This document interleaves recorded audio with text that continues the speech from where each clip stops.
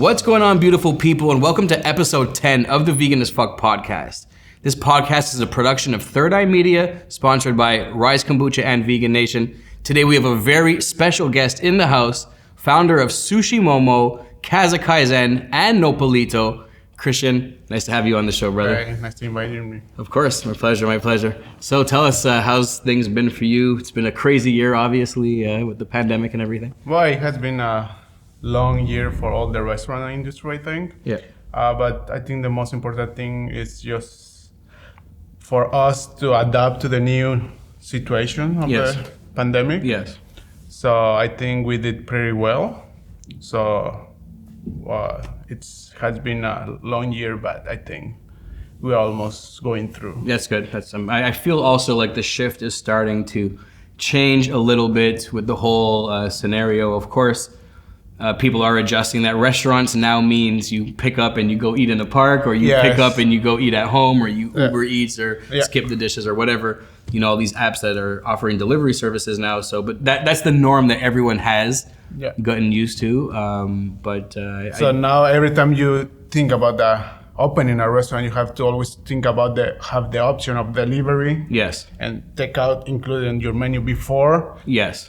Before it was like, oh no, it's just we do a dining. Exactly. And you don't do takeout. So now you have to have in your mind that you need to have the options of if something else happens. That's right. It's almost more focused on takeout at the moment. Yeah. You know? So it's a big adjustment, I'm sure. So before we talk about kind of how that whole thing started for you, the founder of 3 restaurants, I should say, tell us a little bit more about your vegan journey, how you kind of came across the plant-based lifestyle, the vegan lifestyle and stuff. Oh, it has been a long journey. I've been vegan since 2012. Okay, wow. So it's around, the first year was on and off because, it's hard transition. Yeah. I was a big meat eater. Okay.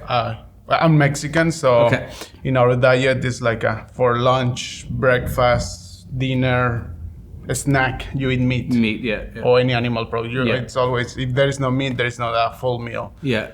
So for me to transitioning from eating meat to not eating meat at all, it was a big challenge. Yes. It took like 6 months. Yeah. Obviously, the hard part was also the cheese. Like everybody struggles with cheese. Yeah. But unfortunately for me now, I don't miss it anymore, and there's so many options now. Of course. But I rather don't have it. Not even the not even the vegan version. Not even the vegan version for me. Yeah, it doesn't even matter. It's not that important for you. No, not for me. So I started in 2012 when I was practicing yoga. Yoga, okay. I practiced yoga in a studio called Luna Yoga in Old Port. Okay. Oh, so you were already, when have you been always living in Montreal? Oh, no, I came in 2007. 2007, okay. So you had been in Montreal for about 5 years. For 5 years, I came for vacation. Okay. And I was planning to study here. Okay. Before in Mexico, I was studying for medicine. Okay. I was about to become a doctor, and then I didn't like it. Okay. So I switched my career to engineering. Well, okay. I didn't like them. Okay. So and then those are some hard career paths. So I did a little bit of everything. Yeah. So I did 1 year of physics. Okay. I didn't like it. My last year before coming to Montreal, I was studying to become an accountant. Okay. So, I did a little bit of everything. You dibble-dabbled in a few different... Wow.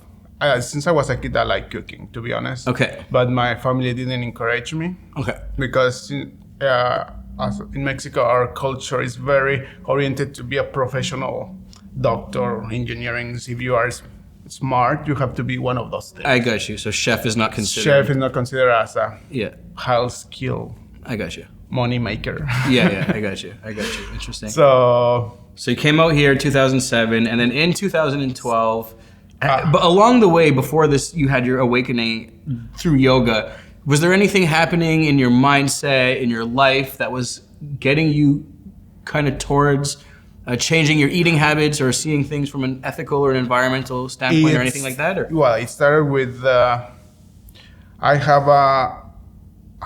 I start to feel a spasm in my left arm. Okay. So now, you read it, you Google it, and you say, oh, you might be able to, you are going to have a heart attack or something. Heart attack. Okay. So okay. And So you had some because I health was eating scares. too much meat. You were having some health scares, basically. Yeah. Okay. So I was, because I could eat a whole chicken Yeah. just in one meal Yeah. myself. Yeah. So I got a little bit scared. So I started doing a little bit yoga. Yeah. And in yoga, there was a teacher. Her name is Frances, Okay. which is still my customer. Okay. She started to talk about veganism, how it help you improve your health, how it help you for your mind, for everything. Yeah. So I started to get curious about it. Okay. And I got very into yoga. I used to practice 7 days a week. Wow. Okay. Yes, I got intense. Yeah, and I'm assuming like when you were going to these yoga practices, you were doing like in the group classes or yourself In the at group home? class. In the So group class. usually from what I've heard is that in these kind of like yoga communities, a lot of people are quite conscious about Yeah. the foods they consume, Yeah. the lifestyles that they Yeah. live from a So health that's standpoint. when I started to get Yeah, aware of what I was eating. Or exactly. So you're kind of like you found yourself in like a community of people who in were this new community that everything was new to me. everything was new to you. Yeah, so I started to explore. Yeah. Plant-based soy milk, plant-based Yeah. milk, plant-based this, plant-based that. Yeah, So it's, yeah. and back then there was not as many products as now. That's like 8-9 years ago. So It was very limited, yeah. but still it was fun to discover so many new possibilities, so many new flavors. Yeah. So after that, I got into yoga a lot. Mm-hmm. So I went to some ashram retirements places Yeah. in India, Oh wow. New York, Bali, Wow. Okay. Thailand, Interesting. Greece, Oh. and then so every time you learn a lot about the places, the food, and Yeah. usually in those ashrams it's always it's vegan food or vegetarian. Yes, I've heard. Yeah. Okay. So I try new flavors. Yeah. So in my last one, there was New York. Also, I went to try Beyond Sushi, Okay. which is a vegan sushi place in New York. Okay. And I tried, and it's good. It's okay. Yeah. But I said, I can do better. Okay. It's always like, Yeah. I can do better. So But let me ask you. So at this point, now you're trying all these like vegan, vegetarian foods through the ashram communities, through the yoga. Yeah. So at this point, you're also starting to cook a lot from scratch, like vegan meals. Did you? yes. Yes, I started to buy books and to So you were learning a lot about Yeah. vegan culinary Yeah. cooking and stuff. And so of course back then, you also didn't have the option, like you said, of the products or the vegan restaurants even in Montreal, No, right? no. There wasn't much. No, there was not much. But you were still inspired to continue to learn for yourself and cook for yourself. Yeah. Which leads you to trying the sushi and now. Yeah. But so you already know after eating the sushi that you can make a better sushi? Yeah. That's interesting. Well, Okay. I swear I like you the try like confidence. that. Yeah, because sushi's not like I can cook quite a lot. A lot of my friends I know can cook a lot, but I don't think any of us feel so No. confident about our sushi making skills. Probably No, just because we've I never worked in a tried. vegan in a sushi place for 5 years. Oh, from you were- 2007 to 2012. Okay, I see. worked- I didn't understand that part. Yeah, I don't think you put that part of the story in because I was like, how did he go from just learning about like plant-based lifestyle to now he can make a better sushi than the famous vegan sushi restaurant in New York? Okay, I got you. Yeah, so Okay. from 2007 to 2012, I was working in a traditional sushi place. Oh, okay, got you. So I mastered. Well, I will say I mastered the traditional Yeah. sushi. Yeah. So I know how to do the traditional sushi. So Okay. And can I ask you, in these last like 6 months that you're having this awakening, while you're still working at this sushi restaurant, are you stopping yourself from consuming the sushi because of your plant-based style, or are you still like transitioning towards a vegan lifestyle at this point? Like, I was transitioning. I was becoming more flexitarian. Got than you. pescatarian. Exactly. Okay.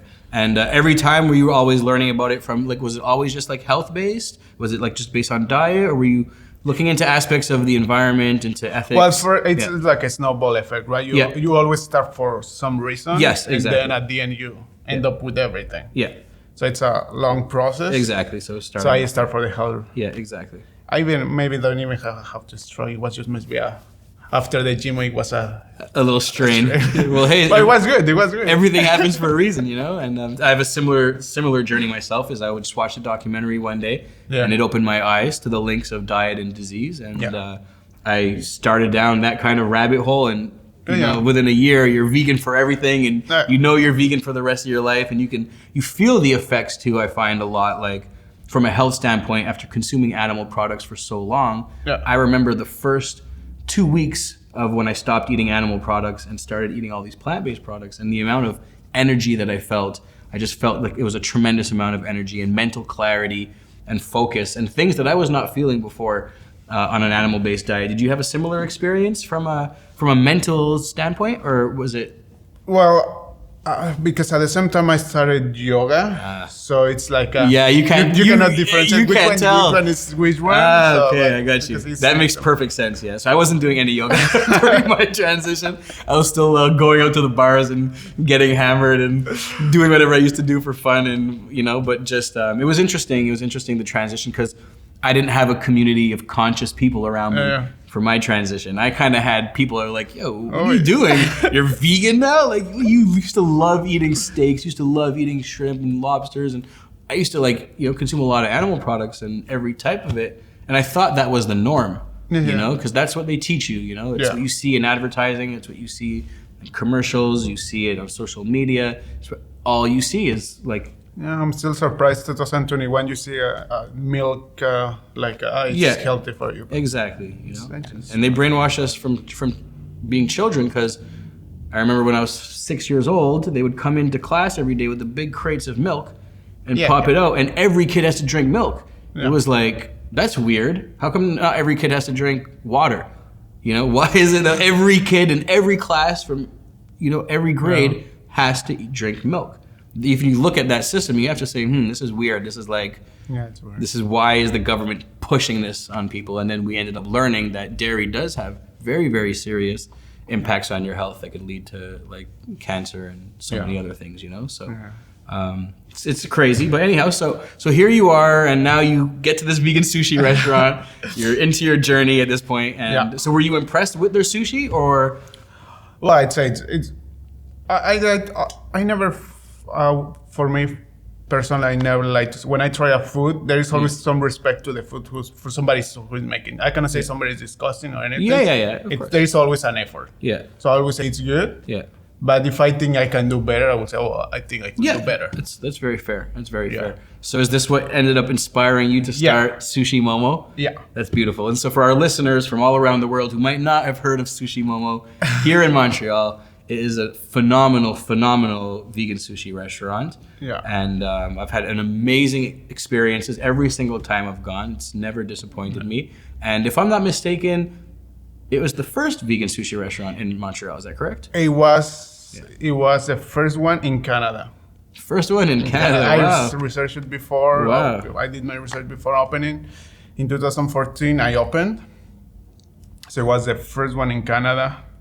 That's crazy. And guys, we have a superstar. We have a superstar in the building with us today. So I was against all the odds, because everybody, when I told people I was about to open a vegan restaurant, they were like, where are you gonna serve carrots and cucumber?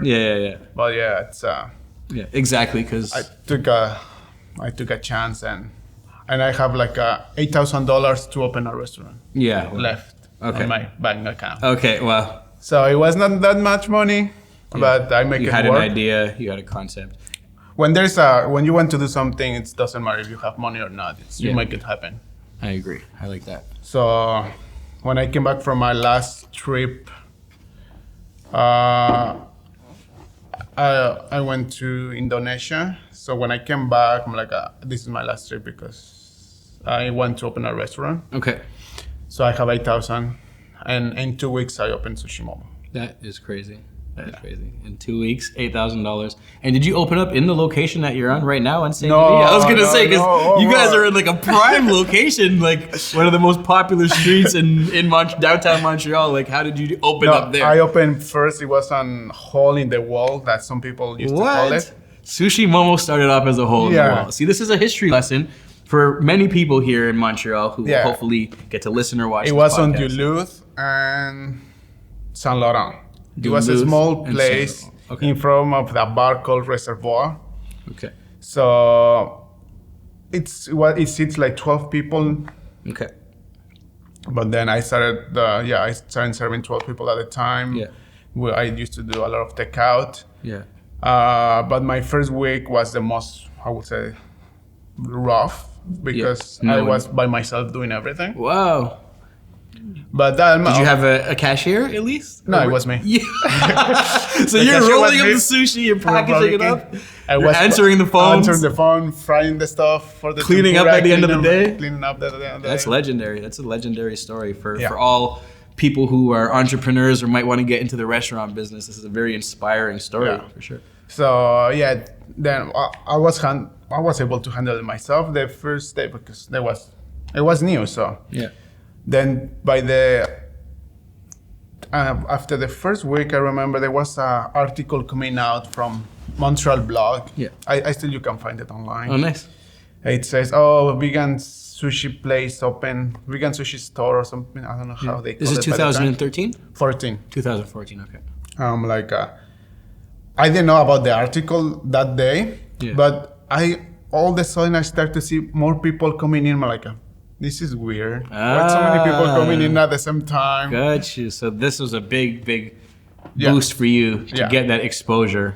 Yeah, but the thing is, at the beginning, I have two menus. I have the traditional menu, the sushi, and I have the vegan menu because I didn't know if I wanna. It was a new concept to Montreal, so I have to test. Oh, okay. So it wasn't a fully vegan menu. One was not fully vegan. I have the fully vegan menu, but I also have traditional. I didn't know that. Okay, I understand. But that lasts like 8 months only. 8 months, okay. And then you just decided that you wanted to. I say it's working. It's no need the other. Okay, menu. Perfect. So you wanted to align also, I'm sure, like your business with your lifestyle at this point. So at this point now you're fully vegan? Yeah. You're fully at this point. And that was obviously part of the reason that you wanted to get it out as well. Yeah. Was because you were vegan now and you wanted to just sell a product that you are aligned with. Okay, I love that. And for our listeners who might not know what vegan sushi is, because when you hear sushi, the first thing people think of is fish and stuff like that. You know, like just sushi in general. So a vegan sushi, besides of course cucumbers and avocados, what are some of the main ingredients that are used to emulate, like remake the textures of those things? Well, actually, the word sushi technically means anything with rice, sushi, or vinegar. So it doesn't matter if it's fish or if it's seafood or vegetable. So the word sushi could be anything with rice vinegar. Okay. So technically, I don't need to call it vegan sushi. It's sushi, but just I understand. Just to make it people clear. To understand it's vegan sushi. I understand. Okay. We use a lot of mushrooms. Mushrooms, yeah. Mushroom is my favorite. My meat replacement for me. It's literally mushrooms is the number one for me as well. We use avocado. I love avocado. Of course. My favorite fruit. Avocado. Asparagus, jackfruit. Jackfruit, okay. Jackfruit. Yeah. But the menu has been evolving since the day I created the first menu. Yeah.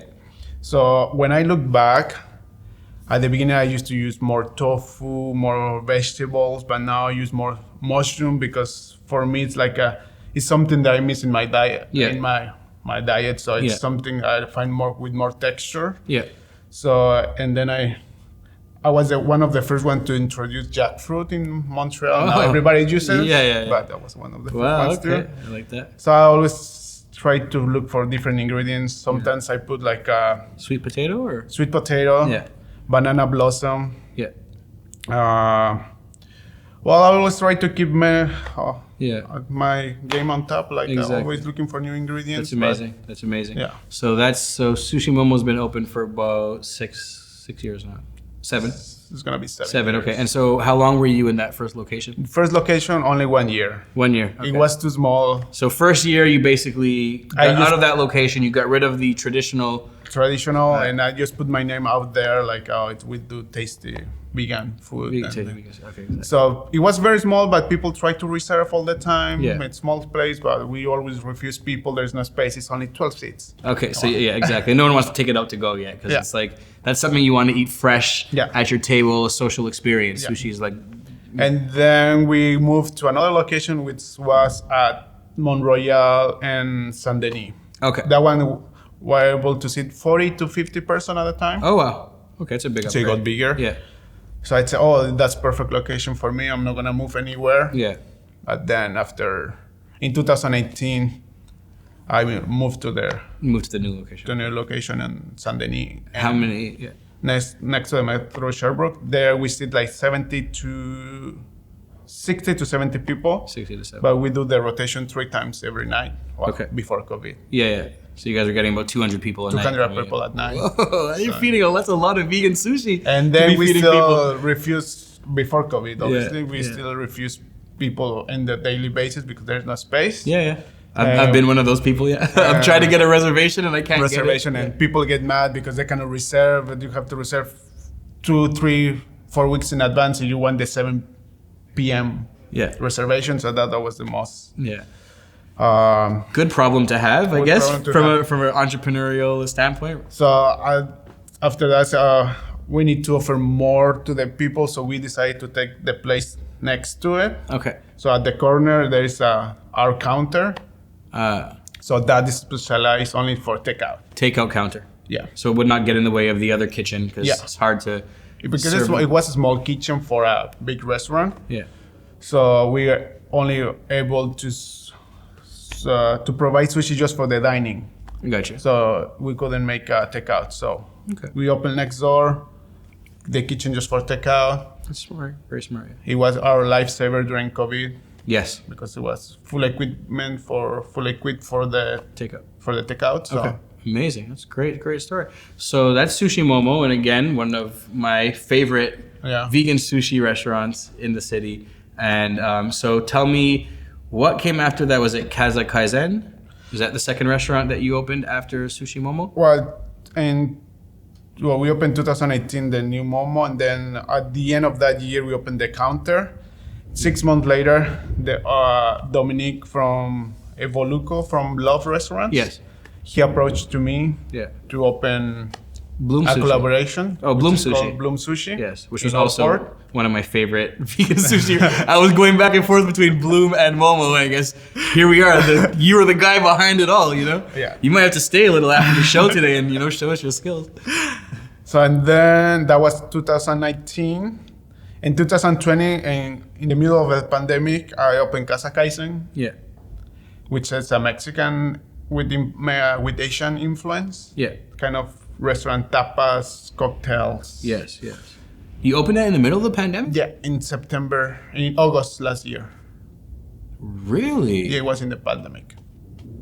Kazakhstan opened then. I thought it had opened before. But no, that's right. I remember. When they let us open they still had some seating. People were coming in for service. Yeah. Because the first wave came and then they opened everything back up and then they closed it again. Yeah. Okay, that must have been difficult for you through Kazakhstan dealing with the pandemic. Yeah, that was Mr. Made. The menu was only like a more oriented to dining.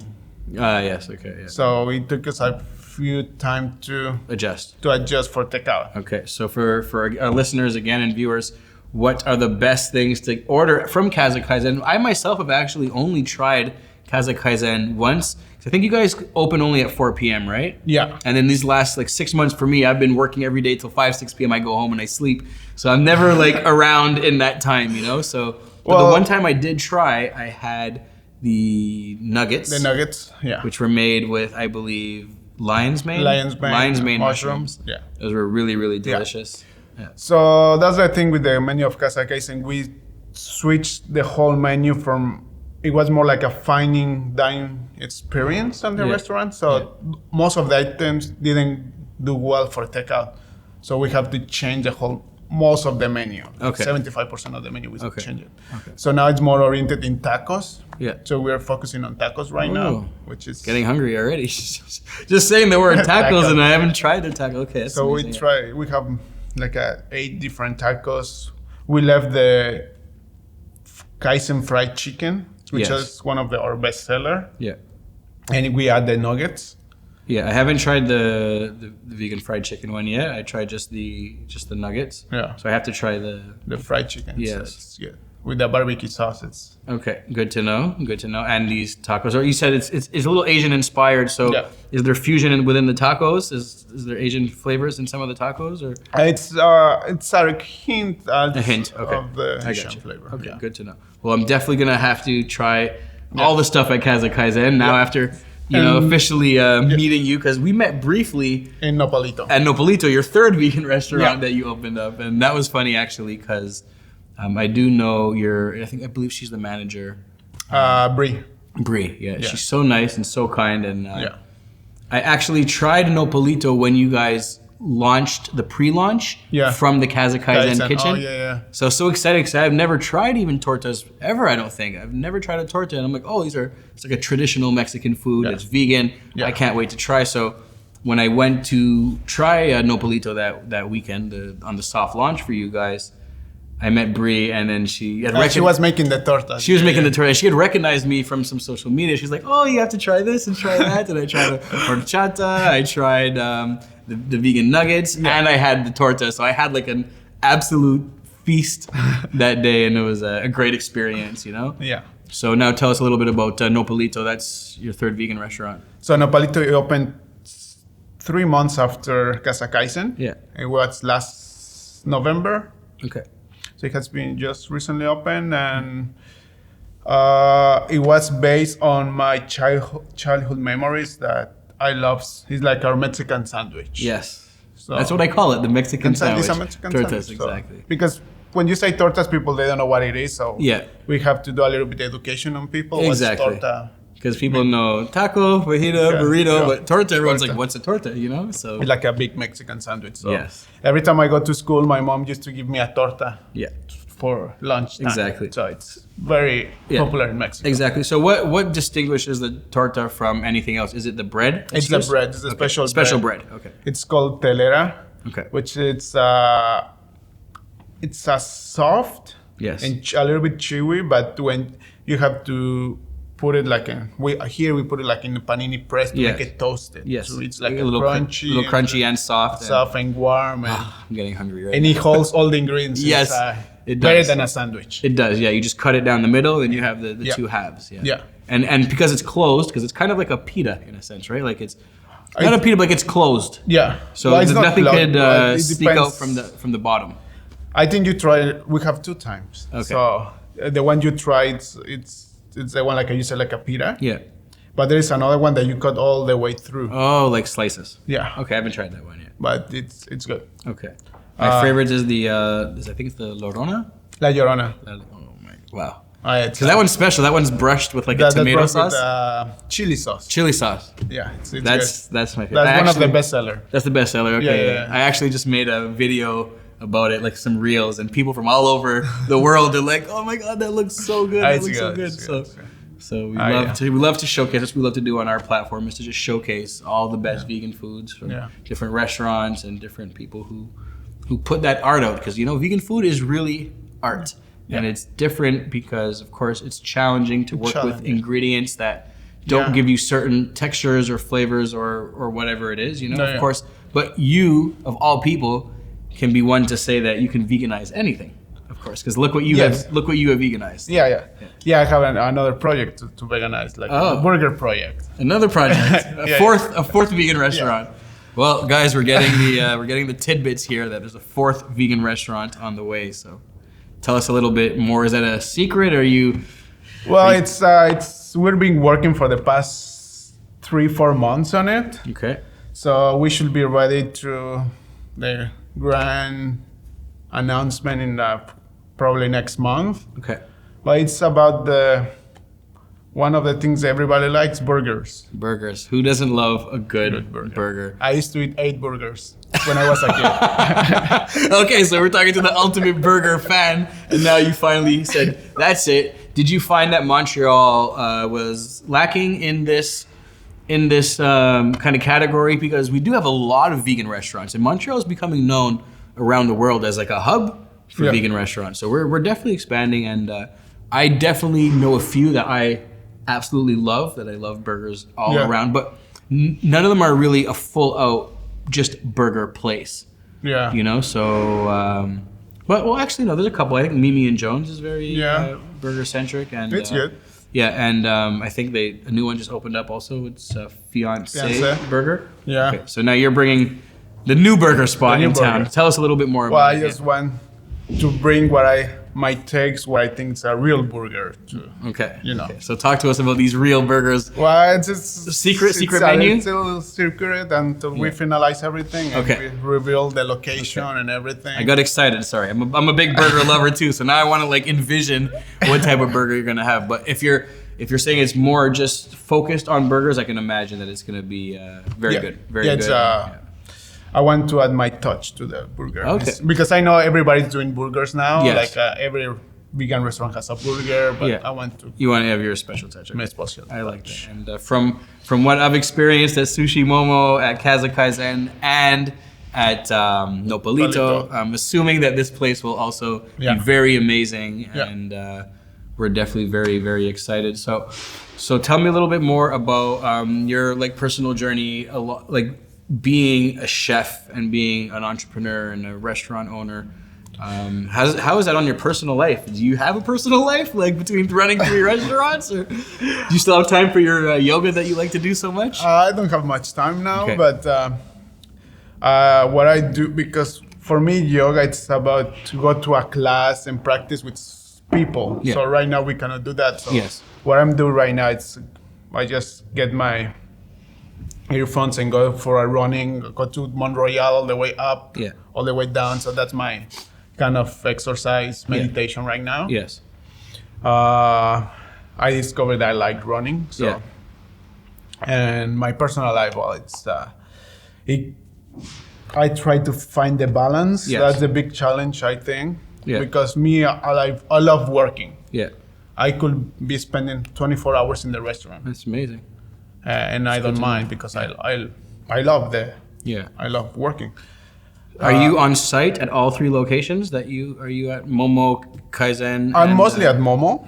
You're mostly at Momo still. I'm mostly at Momo. Is that because that's your main, like, that's the first baby? And my first baby, I have a special connection with that. That's beautiful. And the other Kazakhstan and Nopalito, I have the executive chef Brie and manager. Yes. So I trust her. So she's doing a good job there. She's doing amazing. So we love her. We love when we show up and we see her, and she makes our day every time. So I don't worry about those. Yeah. So, but still I have even if I have a good manager at Momo, but still I feel like a special connection. Yeah. And I live next to it. I understand. Like 1 minute away from Momo. So. Oh, okay.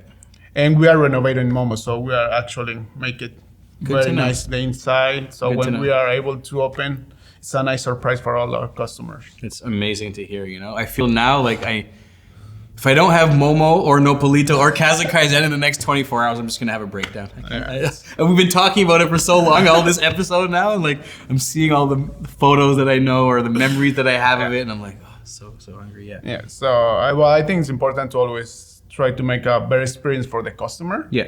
So that's what I think that I've been doing since day one. I started in a small place. I always try to get better experience for customers. Exactly. Yeah, the balance in my personal life and work, it's a little bit hard, but I try to find the ways to make it work. Well, you're doing absolutely amazing. And so where do you like kind of foresee the situation with the pandemic going this summer? Do you think that the restaurants will be open for service at least on terrace, on outdoor patios? Or is this going to be like a summer where it's I've been talking to a lot of people, a lot of restaurants, owners, neighbors that have restaurants, and everybody said that probably they will let us open at the end of April. Oh, okay. So I hope the finish line is almost there. And talk to me a little bit more about your family's reaction to you going vegan. That was so funny. What did your mom, Mexican your dad, family, your brothers, cousins, like? Do you still get kind of the cracked jokes whenever you go visit? Yeah, of course. Tell us a little bit about that. The first time I went back to Mexico and I told my mom, "Oh, Mom, I'd say vegetarian. If I said vegan, she wouldn't even understand the concept." Okay, So I'm vegetarian now, so I don't eat eggs, no fish, no chicken, no beef, no nothing. Oh, okay. Oh, okay. So I come the next day to eat that. At home, and she's like, oh, I got you some chicken. So she totally like disregarded it. She's like, yeah. No, mom, it's not chicken, no, nothing, no fish, no. Okay, no worries. Yeah. Tomorrow I'll prepare something for you. Yeah. I get there tomorrow. The following day, she's like, oh, I get you some salmon. Some fish, yeah. Usually people think vegans still eat chicken and fish because they can't grasp the concept that we wouldn't eat. Because I think probably the red meat is that's what they think, yeah. So the white meat, it's okay. No, it's nothing. Oh, okay. So no fish. Oh, are you sure you're gonna be okay? Yeah, I feel good. It's no problem with. Oh, yeah. Okay. The next day, I just put a little bit eggs. So she kept trying to sneak something in there. Always. That's funny. Now she lives in Montreal now. For the past 3 years. Okay. With my brother. Oh, nice. So she cooks for me every day. Okay. So now she's learned a lot about veganism over these last 3 years. I never impose my diet to anybody. Sure. So I just show everybody that plant-based can be tasty. That's my main. Everyone has a very different approach as to how they put their message. I'm not very aggressive about it. If with my family, I never impose like, oh, you have to be vegan. But luckily, my mom, she stopped drinking milk, just like that. She's like, she tried the soy milk. Yeah. She liked it. She felt better, so she stopped. And slowly she's reducing her meat consumption. So I'm happy.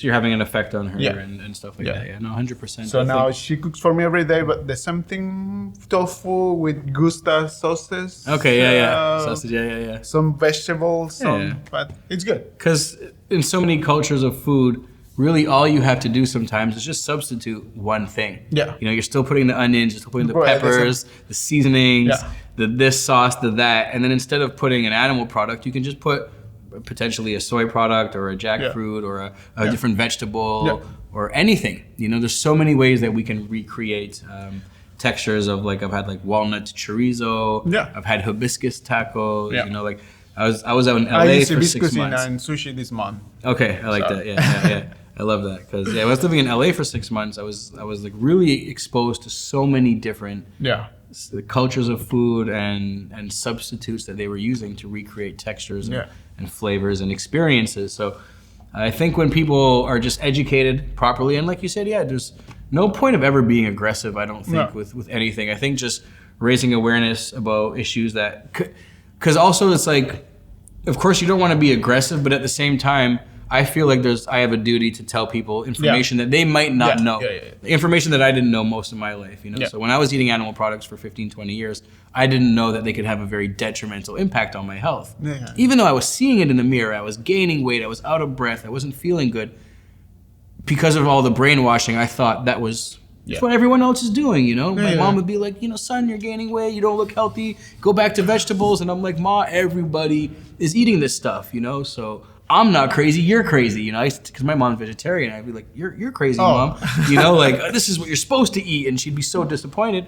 But I ended up learning the hard way that, you know, having some health scares, knowing that the animal products can be very dangerous. So I think it's very important to educate people. I say raising awareness is the most important thing, because the governments aren't going to do it. The education system is not going to do it. Most people are kind of victim of what I call this brainwashing. So it's really important for those who have been enlightened and who have learned a lot to educate people and help them maybe save their life or save others' lives, save animals' lives, help save the future of this planet. You know, I think a lot of it relies on those who have been fortunate enough, like myself and yourself, to have been awakened, you know? Yeah. So what I told my mom, just replace chicken by tofu. And that's how she learned. Simple as that, right? Simple as that. Just sometimes you gotta substitute one thing. But it's amazing. I'm sure you've seen how much things have changed for you over your journey, which is around 8-9 years. Yeah. And myself, my journey has only been about 4 years.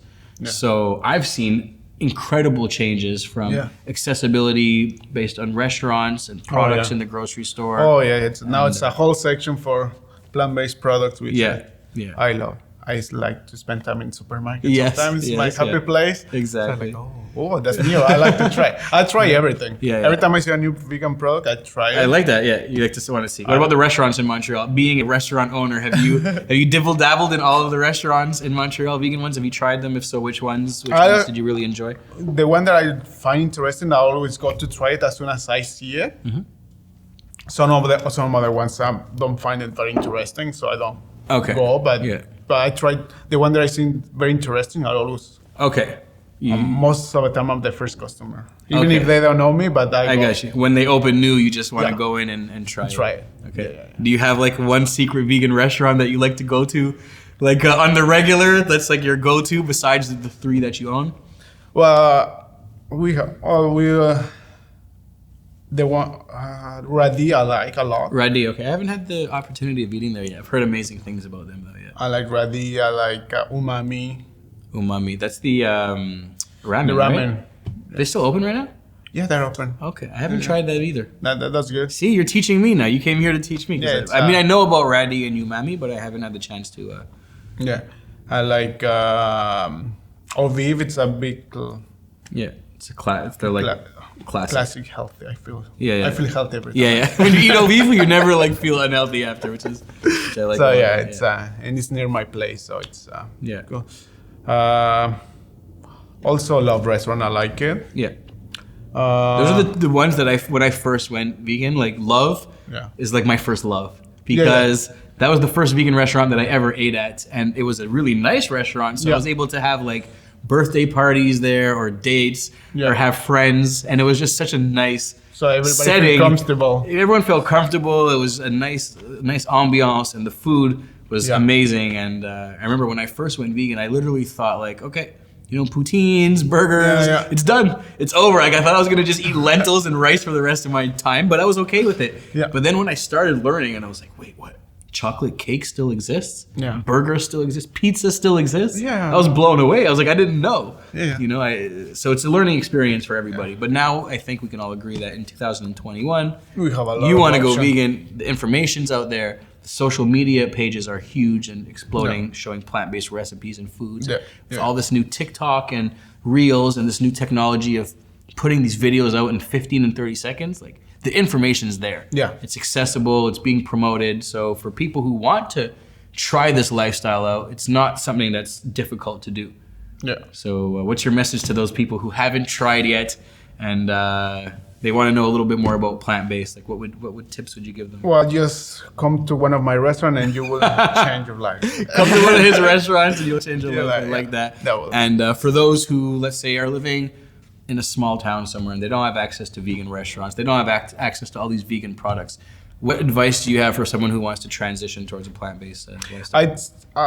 For me, my main, what I suggest, it will be like, make the transition slowly. That's it. Okay. If you do it from one day to another one, if you transition from one day to another, stop eating meat and everything, it's really hard, and most of the time you are not going to succeed. Could be a pressure, It's because I have met a lot of people who do that, who stop right away. Yeah. But then they start losing a lot of weight, or they don't feel well because they don't know how to balance their diet, or they just keep eating. Yeah. I don't know, some hummus all the time. They don't learn. They don't take the time to learn. Yeah. I think the transition should be slowly. You cut the meat first. Let's say maybe even the red meat, then you cut the white meat, the fish, and then at the end probably the cheese, which I find most of the people has problem with the cheese, because of it's very rich in umami flavor, so you always miss it. Yeah, there's some addictive things I think inside the cheese that triggers some stuff in our brains. But so you're saying based like on something that's for longevity, like if you want to guarantee that you're going to be able to stay with it, to learn while you transition slowly. And I totally respect the fact that everyone's journey is different, and that everyone is going to have a different approach. I think for me the most important thing is to raise your consciousness level first. So to educate yourselves on the why. The why is very important, because I know a lot of people that once they learned the why, Yeah. They cut it overnight, but they're vegan for life because the why made sense to them. So if you're doing it to just maybe feel a little bit healthier and to try some new stuff, I'll understand that people would like slowly transition. It's normal. Again, we've been taught a certain way for our whole lives, that sometimes it's too extreme to pull it out if you don't know the reasons why. You know, but once you really understand as to why you don't want to consume animal products, when you look at what the impacts are on your health,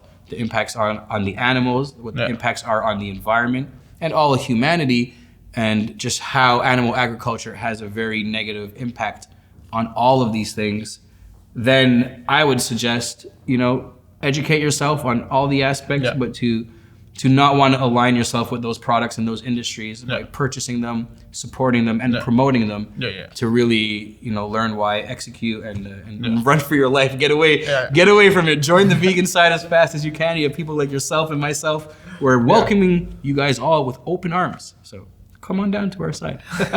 And I wanted to thank you so much for being a part of this episode today. Thank you. It was a pleasure having you, and your journey is very, very inspiring, and keep up the great work. And we cannot wait to try the new burger place. And to all of our viewers and listeners, this was episode 10 of the Vegan as Fuck podcast. This is a Third Eye Media production sponsored by Rise Kombucha and Vegan Nation. Until next time, it's your boy Donnie, Vegan as Fuck. Peace.